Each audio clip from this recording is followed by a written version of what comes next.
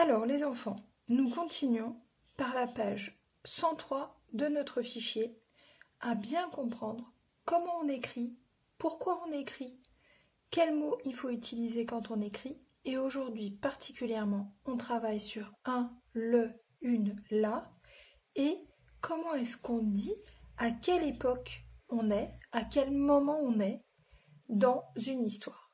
Alors le premier exercice, vous devez compléter avec un, une, le ou la. Je vous fais remarquer une chose. Dans le texte, ça commence par Jules Dufillet était un vieux pêcheur, et la fois d'après où on entend le vieux pêcheur, et bien justement c'est le vieux pêcheur et pas un vieux pêcheur. Par exemple, si vous rencontrez quelqu'un avec un chien dans la rue, vous dites j'ai vu un chien, si vous ne connaissez pas la personne et que vous ne connaissez pas le chien. Mais si la personne s'arrête et qu'elle vous dit bonjour, je m'appelle Sophie et mon chien s'appelle Toto, tu as l'air de le trouver gentil, tu as le droit de le caresser, et que vous discutez un peu. La prochaine fois, vous allez vous connaître. Donc vous direz, tiens, j'ai croisé le chien de Sophie, j'ai croisé Toto, le chien. Et là, vous n'utiliserez plus j'ai croisé un chien parce que vous le connaissez. Alors ici, on va réfléchir à est-ce qu'on met un ou le. Je vous les ai entourés en bleu parce que c'est du masculin. Ou est-ce qu'on met une ou la. Je vous les ai entourés en rouge parce que c'est du féminin. Jules Dufillet était un vieux pêcheur, une vieux pêcheur, le vieux pêcheur ou la vieux pêcheur qui avait encore besoin de travailler. Bien sûr, Jules Dufillet était un vieux pêcheur qui avait encore besoin de travailler. Souvenez-vous, on est tout au début de l'histoire. On ne connaît pas encore Jules et on ne sait pas qui c'est. On ne l'a pas rencontré, on n'a pas été présenté encore par l'histoire. Donc on dit un. Chaque jour de bon matin, vieux pêcheur partait à la pêche. Alors, on parle toujours du même, on parle du vieux pêcheur. Mais maintenant qu'on le connaît, est-ce qu'on va utiliser un ou est-ce qu'on va utiliser le? Est-ce qu'on va dire chaque jour de bon pêcheur, un vieux pêcheur, chaque jour de bon matin, un vieux pêcheur partait à la pêche? Ou est-ce qu'on va dire chaque jour de bon matin, le vieux pêcheur partait à la pêche? Est-ce qu'on parle de n'importe quel pêcheur? Ou est-ce qu'on parle de Jules Dufillet, le papy de Robin, qui est son petit-fils, le vieux Jules, voilà, le grand-père. Et oui, on parle de lui. Donc voilà. Donc vous lisez les phrases et vous essayez de remplacer le petit espace par un, une, le ou la. Faites les différentes options, dites les différentes options à voix haute et vous verrez, ça vous paraîtra plus clair. Les autres exercices de la page vont parler du temps qui passe et de comment on dit le temps qui passe dans un texte. Vous le savez, nous pouvons représenter le temps qui passe avec un calendrier. Les jours défilent et on peut noter sur les différents jours ce qui se passe, ce que nous y faisons. Par exemple, aujourd'hui, lundi 27 du mois de mars, j'ai noté en orange, je l'ai colorié en orange parce qu'il y a de l'école, et j'ai noté 42 parce que c'est notre 42e jour de confinement. Mais le temps qui passe aussi pour vous, et on peut le représenter aussi pour toute l'humanité et même pour toute la Terre. Si vous vous souvenez bien, on avait parlé de la frise chronologique.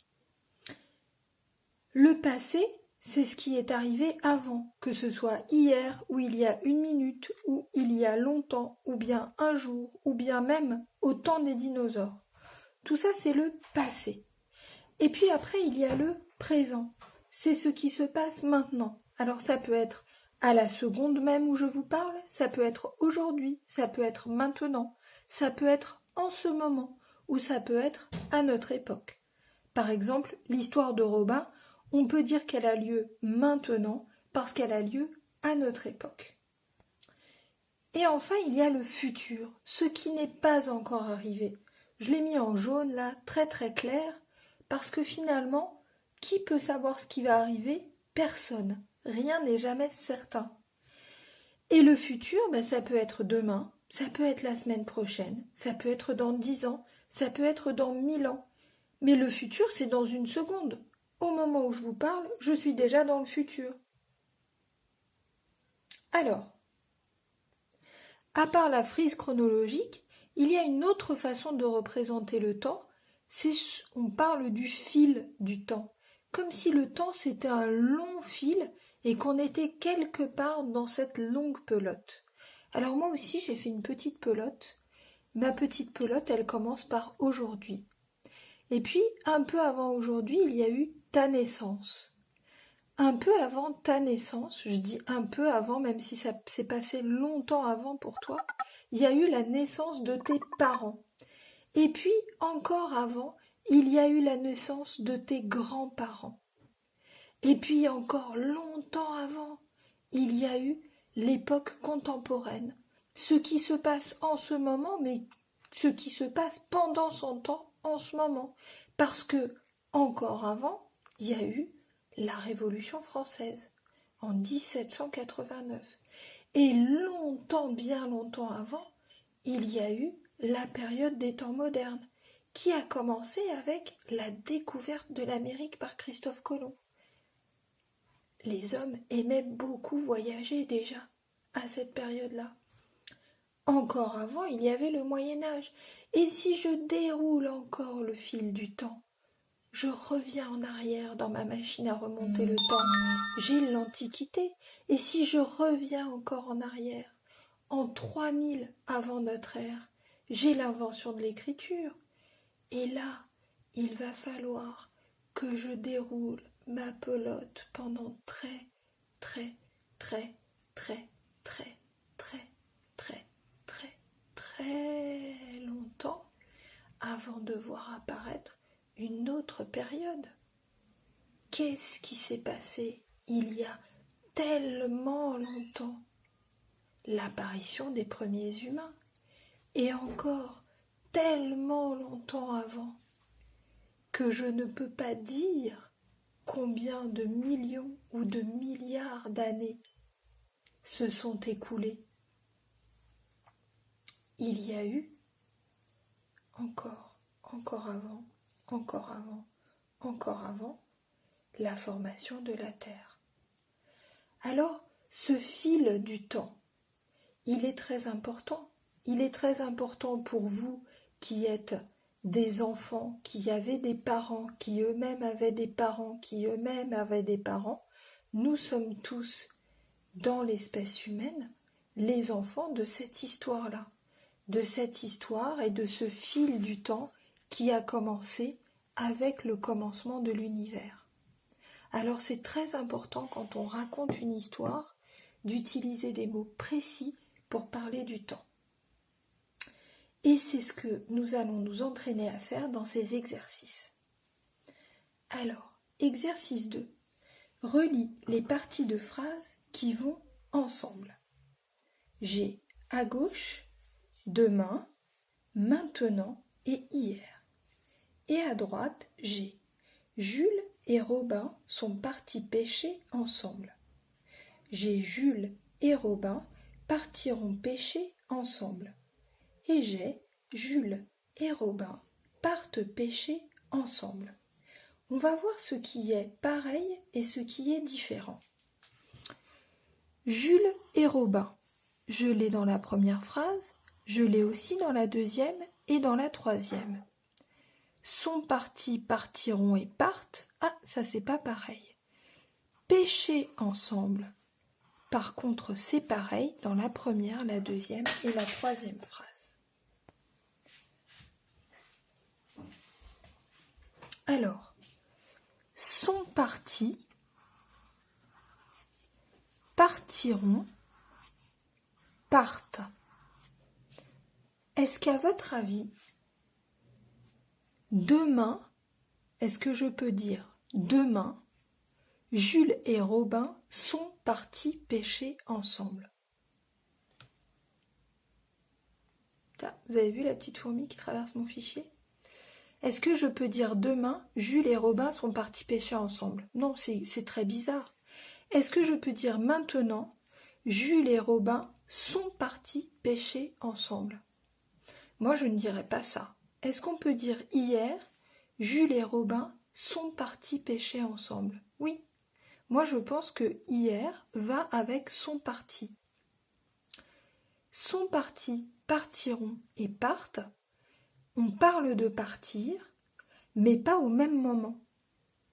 Alors à vous de trouver ce qui de demain, maintenant ou hier va avec chaque phrase. Alors, l'exercice 3. Complète chaque phrase avec le bon mot.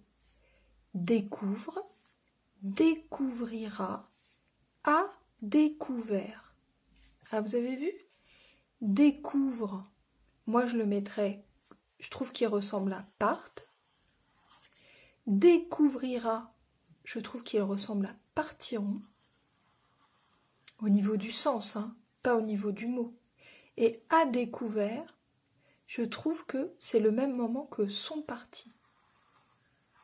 Donc on a découvre, découvrira, a découvert. La semaine dernière, l'élève découvre une nouvelle histoire. Ça peut se dire, mais si on dit la semaine dernière, l'élève découvrira une nouvelle histoire, est-ce que c'est logique ça? Est-ce qu'on peut mettre la semaine dernière? Je vous rappelle la petite étiquette. Est-ce qu'on peut mettre là? Voilà.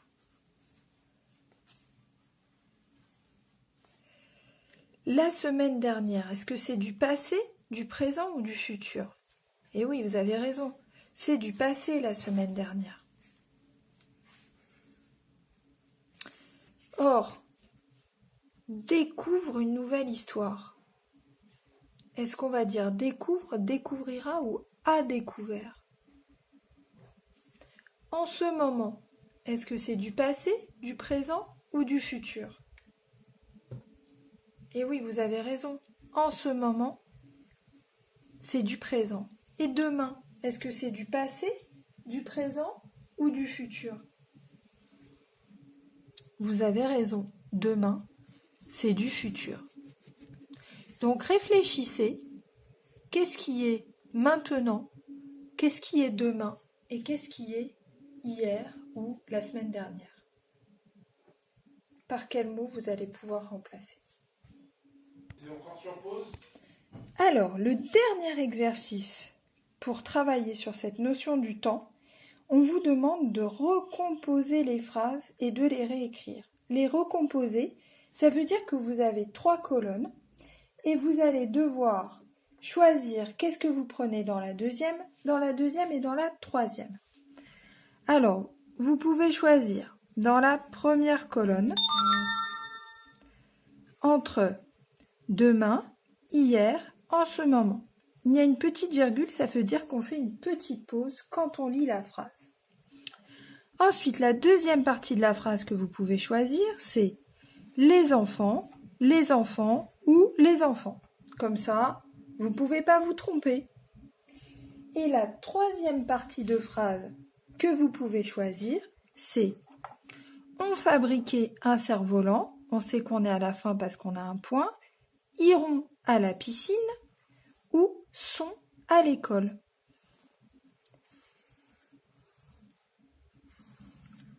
Alors, demain les enfants, bon bah là j'ai pas le choix, je prends demain et je prends les enfants.